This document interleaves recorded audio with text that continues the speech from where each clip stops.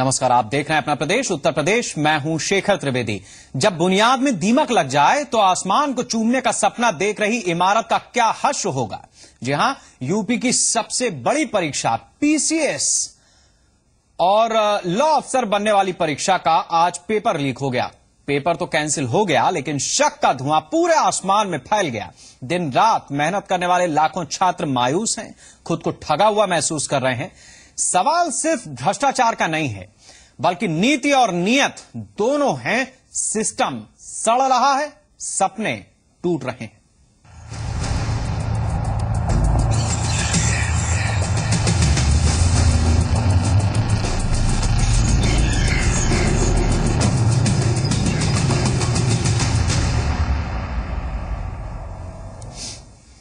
UP PCS की pre परीक्षा का पर्चा लीक होने के बाद परीक्षा रद्द कर दी गई, लेकिन आयोग के गठन के बाद यह पहला मौका है जब यूपी में पीसीएस का पर्चा लीक हुआ है। पीसीएस प्री का पेपर लीक होने से छात्रों में बहुत गुस्सा है। शहर शहर छात्रों का प्रदर्शन हो रहा है।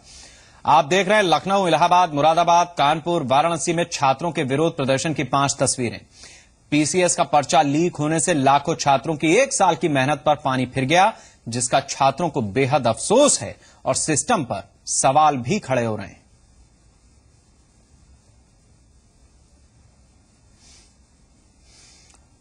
उत्तर प्रदेश लोक सेवा आयोग की प्री परीक्षा का पेपर लीक होने के बाद से अभ्यर्थियों में जबरदस्त आक्रोश है। नाराज अभ्यर्थियों ने इलाहाबाद में लोक सेवा आयोग के सामने आयोग के चेयरमैन अनिल यादव का पुतला फूंका। अभ्यर्थी अनिल यादव को बर्खास्त करने की मांग कर रहे हैं। छात्र पेपर लीक मामले की सीबीआई जांच की भी मांग कर रहे हैं। वहीं आयोग का कोई भी कर्मचारी मीडिया से बात करने को तैयार नहीं, जिससे गहरी साजिश की आशंका जताई जा रही है। पेपर लीक को लेकर बढ़ते हंगामे के मद्देनजर आयोग के चेयरमैन अनिल यादव के घर पर सुरक्षा बढ़ा दी गई।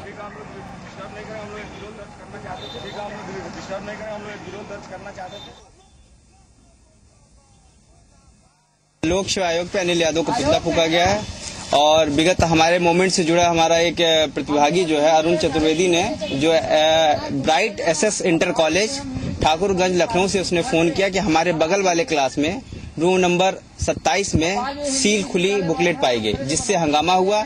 इसके बावजूद जो है कोई भी प्रशासनिक अधिकारी या आयोग का कोई भी अधिकारी, एग्जाम से कंट्रोलर इस बात को एक्सेप्ट करने को नहीं तैयार है, न व्यक्तिगत कोई बयान किया है। हमारी मांग है कि 2015 पीसीएस की परीक्षा निरस्त कराई जाए और स्वविवेक लेते हुए, स्वतः संज्ञान लेते हुए आयोग जिम्मेदारी खुद आयोग अध्यक्ष लेते हुए खुद इस्तीफा दे। लोक सेवा आयोग के अध्यक्ष अनिल कुमार यादव पर पहले भी भ्रष्टाचार के आरोप लगते रहे हैं। उन पर कई संगीन मामले चल रहे हैं। बावजूद इसके उनकी नियुक्ति लोक सेवा आयोग के अध्यक्ष के तौर पर की गई। इतना ही नहीं, उनके खिलाफ इलाहाबाद हाईकोर्ट में याचिका भी दाखिल हुई। कोर्ट के आदेश में अनिल यादव से जवाब मांगा गया। अनिल कुमार यादव पर खास जाति के लोगों को भर्ती करने, आरक्षण के लिए अलग श्रेणी बनाने और सीसेट लागू करके मनमाने तौर पर भर्ती करने का आरोप लग चुका है। कोर्ट ने पिछले 2 साल में बने बोर्ड और विशेषज्ञ समितियों के सदस्यों के नाम, उनके बायोडेटा की जानकारी पर सचिव से हलफनामा मांगा है।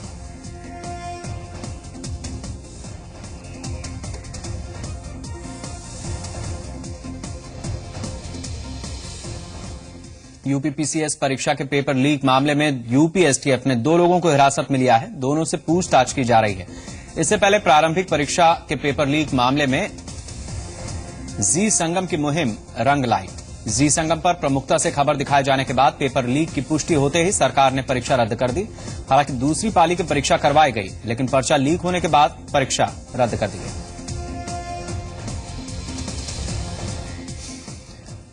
यूपी बीजेपी प्रवक्ता विजय बहादुर पाठक ने पेपर लीक मामले की सीबीआई जांच की मांग की है। पिछले 3 वर्षों से आप लगातार देखिए तो जो आयोग है, जो परीक्षा कराता है, जो कंडक्ट करता है इस परीक्षा को, उसके अध्यक्ष लगातार विवादों के घेरे में। अब जब परीक्षा को लेकर के, मैं तो उन मीडिया कर्मियों को धन्यवाद दूंगा कि जिन्होंने इस पूरी खबर को दिखाया। कल रात से ही जानकारी प्रशासनिक अफसरों को मिल गई थी और ऐसे में किस तरह से परीक्षाओं की शुचिता को लेकर उत्तर प्रदेश में सवाल उठ रहे हैं, ये एक बड़ी खबर है।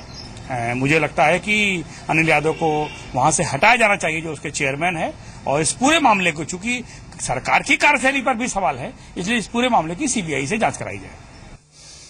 वहीं यूपी के उत्तर प्रदेश के डीडीपी ए के जैन ने कहा है कि पीसीएस पेपर लीक की पूरी जांच कराई जाएगी और दोषियों पर कड़ी कार्रवाई की जाएगी।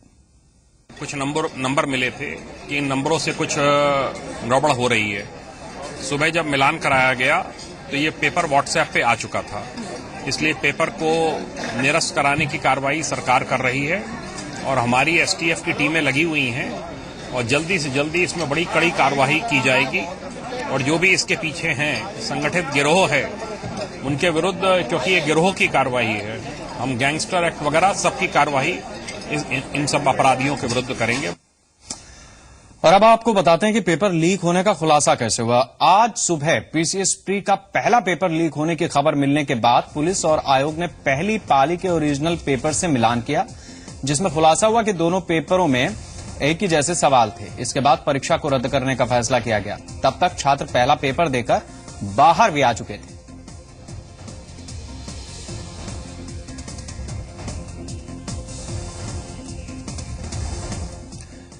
यूपी पीसीएस का पर्चा भले ही इतिहास में पहली बार लीक हुआ हो, लेकिन यूपी में प्रश्न पत्र लीक होने का यह कोई पहला या नया मामला नहीं है।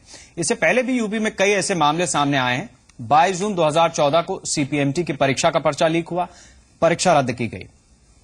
इसकी जांच भी एसटीएफ को सौंपी गई। इसके अलावा एसएससी का पर्चा लीक होने के तार भी यूपी से जुड़े मिले। मामला 2 नवंबर 2014 का है, जब वेस्ट यूपी और हरियाणा के गैंग ने व्हाट्सएप पर एसएससी परीक्षा का पर्चा लीक कर दिया।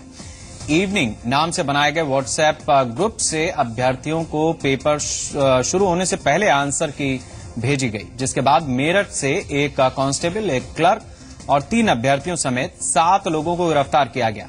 वहीं 30 नवंबर 2014 को रेलवे भर्ती की ग्रुप डी परीक्षा के आखिरी चरण से पहले पर्चा लीक हुआ। परीक्षा शुरू होने के 55 मिनट पहले ही एक परीक्षार्थी को बिहार के नकल माफिया ने प्रश्न पत्रों के 4 सेट सॉल्व करा दिए। इलाहाबाद में परीक्षा के दौरान पकड़े गए एक परीक्षार्थी के पास से अलग अलग सेटों की पर्चियां मिली, तो इसका खुलासा हुआ।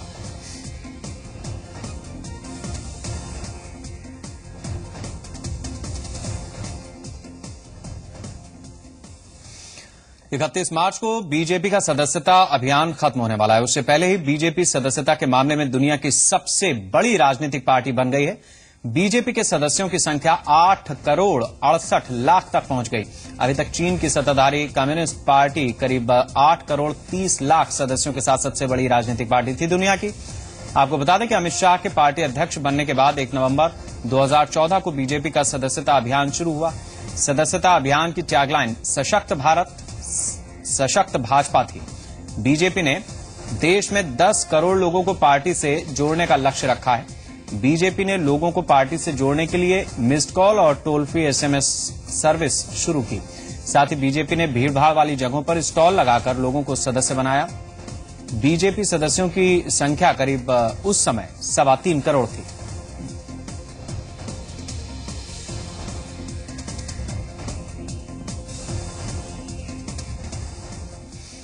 चीन की पीपल्स पार्टी को पीछे छोड़कर बीजेपी दुनिया की सबसे बड़ी पार्टी बन गई। बीजेपी सदस्यता अभियान के राष्ट्रीय प्रमुख दिनेश शर्मा ने सफलता का श्रेय केंद्र सरकार के कामकाज और कार्यकर्ताओं को दिया। साथ ही उन्होंने बताया कि इस अभियान को 1 महीने के लिए और बढ़ाया जाएगा। दिनेश शर्मा से बात की हमारे संवाददाता विवेक तिवारी ने।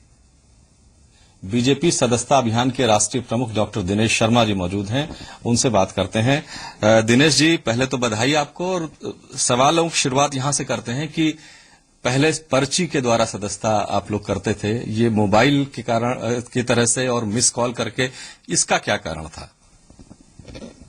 देखिए, एक तो कारण ये था कि जो बहुत से कार्यकर्ताओं की हमेशा शिकायत रही कि उनको मेंबर बनाने के लिए रसीद बुक नहीं मिली। कहीं कहीं लोग ये शिकायत कर देते थे कि फलाना व्यक्ति चुनाव लड़ने के लिए उसने घर में बैठे ही सारे पैसे जमा कर दिए, 6 रुपए सदस्यता होती थी, और उसने सारी कॉपी को भर के भेज दिया, जमीनी स्तर पर कोई गया नहीं।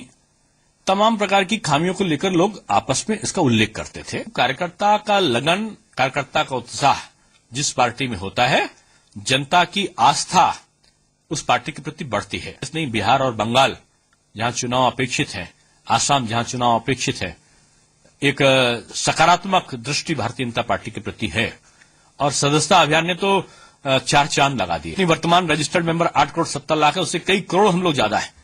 लेकिन अभी हम लोग प्रार्थना कर रहे हैं राष्ट्रीय अध्यक्ष जी से कि केवल हमारा उद्देश्य रिकॉर्ड बनाना नहीं है, जो कार्यकर्ताओं की मनोभावना है कि पूरे देश से लोग और अधिक जो जुड़ना चाहते हैं, तो उनको जोड़ने के लिए 1 माह का हमको और समय मिलना चाहिए। बीजेपी इस वक्त दुनिया की सबसे बड़ी पार्टी बनकर के उभरी है। उसने चीन की कम्युनिस्ट पार्टी को भी पीछे छोड़ दिया है। कैमरा पर्सन मनोज के साथ मैं विवेक तिवारी, जी मीडिया, लखनऊ। उन्नाव से बीजेपी सांसद साक्षी महाराज फिर सुर्खियों में। इस बार साक्षी महाराज ने केंद्र सरकार से कांग्रेस उपाध्यक्ष राहुल गांधी की तलाश के लिए सीबीआई को लगाने की मांग की है।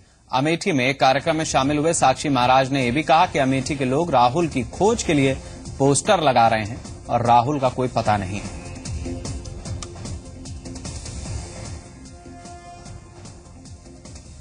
जनता ट्राई कर रही है। अभी आपने देखा कि जनता का क्या हाल है। पर यहाँ के सांसद राहुल जी गायब हैं। यहाँ के लोगों ने पोस्टर लगा रखा है कि हमारा सांसद गायब है, तो जल्दी खोज होनी चाहिए। हम तो प्रधानमंत्री जी से कहेंगे सीबीआई को लगाएं, राहुल का पता लगाएं। राहुल कहाँ? लखनऊ में आज मुख्यमंत्री अखिलेश यादव ने अलग अलग क्षेत्रों में योगदान देने वाली महिलाओं को रानी लक्ष्मीबाई वीरता पुरस्कार देकर सम्मानित किया। सम्मान पाने वाली महिलाओं में 20 ग्राम प्रधान, शिक्षिका, आईपीएस अपर्णा कुमार शामिल हैं। लखनऊ में आयोजित सम्मान समारोह में अखिलेश यादव ने कहा कि उनकी सरकार महिलाओं का सम्मान करती है। इस मौके पर सरकार ने महिला सम्मान कोष के नाम से वेबसाइट भी लॉन्च की। जहां एसिड अटैक से जो पीड़ित हैं महिलाओं, उनको मदद करने का मौका मिला है। 20 प्रधान हैं, महिलाएं प्रधान, और कई जिन्होंने उल्लेखनीय कार्य किया अपने क्षेत्र में, जिन्होंने अच्छा कार्य किया, उनको भी आज सम्मान करने का मौका मिला है। यूपी के लोग बिजली किल्लत से जूझ रहे हैं। घंटों बत्ती गुल रहना आम बात है, लेकिन अखिलेश सरकार में पशुधन मंत्री राजकिशोर सिंह पर सूबे का बिजली विभाग मेहरबान है। राजकिशोर के गांव चंगेरवा में 24 घंटे बिजली की सप्लाई की जा रही है। मंत्री जी का रुतबा इतना है कि अलग से गांव में बिजली का इंतजाम किया गया है। हैरान करने वाली बात यह है कि बिजली का बिल ग्रामीण क्षेत्रों के हिसाब से रियायती दर से लिया जाता है। वहीं बिजली विभाग सफाई दे रहा है कि गांव में बने उद्यान केंद्र को 24 घंटे बिजली दी जा रही है और अगर इसका इस्तेमाल ग्रामीण भी कर रहे हैं तो इसकी जांच की जाएगी।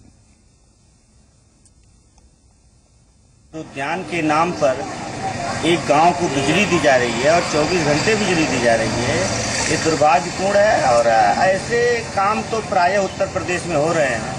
मुलायम सिंह जी की नकल माननीय मंत्री जी कर रहे हैं। तो उन्होंने अपने गांव में 2-2, 3-3 मेडिकल कॉलेज और तमाम ऐसी सुविधा लैस बनाए, तो उनको लगा कि हम भी अपने गांव को करें। हम लोगों को कोई आपत्ति नहीं है, लेकिन पूरे जनपद में जो स्थिति बनी हुई है, आज सड़कें चलने लायक नहीं है, बिजली कभी आ नहीं रही है। सरकारी संस्थाओं में जैसे अस्पताल हुआ, अस्पताल में बिजली गायब रह रही है।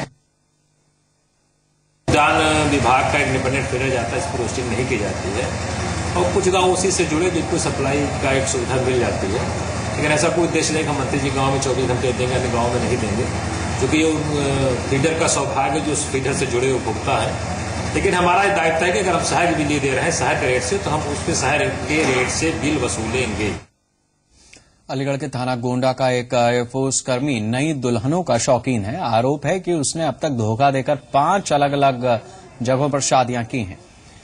पहले वो लड़कियों को अपने जाल में फंसाता है, शादी करता है और कुछ समय बाद उन्हें छोड़कर अपुचक्कर हो जाता है। एयरफोर्स कर्मी ने अब तक खैर अलीगढ़, इगलास और नैनीताल की लड़कियों को अपना शिकार बनाया है। इस बात का पता उसकी अंतिम 2 पत्नियों को चला तो वो अपने परिवार वालों के साथ अलीगढ़ के एसपी सिटी और एसएसपी से मिलने पहुंची और एयरफोर्स कर्मी पर कार्रवाई की मांग की। सरकारिया गोंडा निवासी अनिल कुमार एयरफोर्स में काम करता है और गुवाहाटी में तैनात है। 3 नवंबर 2014 को उसकी शादी जट्टारी इलाके की एक लड़की से हुई। मुंह दिखाने की रस्म के दौरान महिलाओं की आपसी बातचीत सुनकर दुल्हन को शक हुआ, जिसके बारे में उसने आरोपी से पूछा, लेकिन उसने बात टाल दी। बाद में जब पूरा मामला खुला तो पता चला कि अनिल की पहली शादी 2010 में मथुरा के नौझील बाजना इलाके में योगेश नाम की लड़की से हुई। इसके अलावा उसने नैनीताल और इगलास की कुछ युवतियों संग घर में रखे शादी के फोटो देखे तो उसे समझने में देर न लगी कि अनिल ने उसे भी जाल में फंसाया। दो लड़कियों ने शिकायत दर्ज कराई है, मुकदमे लिखे गए उनसे, जो उसने धोखा देकर उनसे तो उससे शादी कर दी, तो उनके विरुद्ध जो है आवश्यक कार्रवाई की जा रही है। मुकदमा लिख लिया गया और जहाँ पर वो मिलिट्री में है वहाँ पर भी इतला दी जाएगी।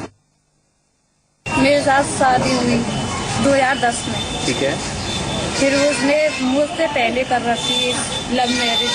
अच्छा, बिना बताए एक और शादी कर रखी थी पहले। फिर मेरी शादी हुई उसके साथ, मुझे बाद में मालूम पड़ा। फिर उसके बाद मुझे छोड़ दिया। अब एक और शादी करने को अब एक और शादी कर। अब तक कितनी शादी कर चुका है लड़का? लड़का ये चौथी शादी है। 4 शादी कर चुका है। 4 शादी कर चुका है। आपकी बेटी को भी छोड़ दिया शादी करने के बाद? बेटी को छोड़ दिया। जौनपुर में डॉक्टर की लापरवाही के चलते एक बुजुर्ग महिला की आंखों की रोशनी ही चली गई। मामला सिकरारा थाना क्षेत्र के लखेसरा गांव का है, जहां 65 साल की सिरोमना देवी की बाईं आंख में मोतियाबिंद की शिकायत थी। घरवाले 21 फरवरी को इलाज के लिए सीतापुर आया हॉस्पिटल ले गए। वहां पर डॉक्टर ने जांच पड़ताल के बाद उनके बाएं की जगह दाएं आंख का ऑपरेशन कर दिया। ऑपरेशन के 10 दिन बाद जब दोबारा डॉक्टर को दिखाकर बताया गया कि उनकी आंख से कुछ दिखाई नहीं दे रहा है, तो डॉक्टर ने दवाई देकर वापस भेज दिया। लेकिन जब कुछ फायदा नहीं हुआ तो पीड़ित घरवालों ने उसे प्राइवेट डॉक्टर को दिखाया, जहां डॉक्टर ने बताया कि उनके आंख की रोशनी अब कभी वापस नहीं आएगी। परिजनों ने आरोप लगाया कि डॉक्टर ने गलत ऑपरेशन कर दिया। इस बात की जानकारी मिलते ही सीएमओ ने जांच के आदेश देने के साथ ही पीड़ित महिला का इलाज करने की बात कही है। ये लोग जो दाहिनी आंख का ऑपरेशन कर दिए, और जबकि दाहिनी आंख की रोशनी उनकी ज्यादा थी, बाईं आंख में डीम थी। और आज स्थिति ये हो गई कि दाहिनी आंख की रोशनी एकदम से गायब हो गई। अब वो देखना चलना मुश्किल हो गया, वो गिर जा रहे हैं, उठ जा रहे हैं। आज मैं एक प्राइवेट हॉस्पिटल में लेकर दिखाया, बोले कि 1 महीने से ऊपर की केस हो गई है, इसमें कोई रास्ता नहीं है। बाईं आंख से मतलब जो है कि हम चाहते थे कि ऑपरेशन हो, और बाईं आंख से ही कम दिखता था, लेकिन हमारा दाईं आंख का कर दिया गया। तो अभी अगर जो है कि जांच कराया जाएगा, जो भी ऑप्टोमेट्रिस्ट वहां पर है जो है कि कैसे किया गया और किस आंख का करना था, किस आंख का नहीं, जो है दोषी पाया जाएगा, उसके रजिस्टर तलब किया जाएगा, उसकी जांच पूरी मेडिसिन समूह द्वारा हम कराएंगे। अगर उसके अंदर कोई दोषी पाया जाएगा कोई, तो उसके खिलाफ कार्रवाई करेंगे। तकलीफ हमारे तो खाता ही ना यार, तू करिया है गोर है, ये तकलीफ हमारे। कौन डॉक्टर का ऑपरेशन किया ना? हाँ डॉक्टर, हाँ जबरदस्त के आगे मना के मके। पैसा कितना ले रहे हो वो बताइए। 5000 आ रहा भैया, क्या जाओ माल पर के दे। इस बुलेटिन में इतना ही। नमस्कार।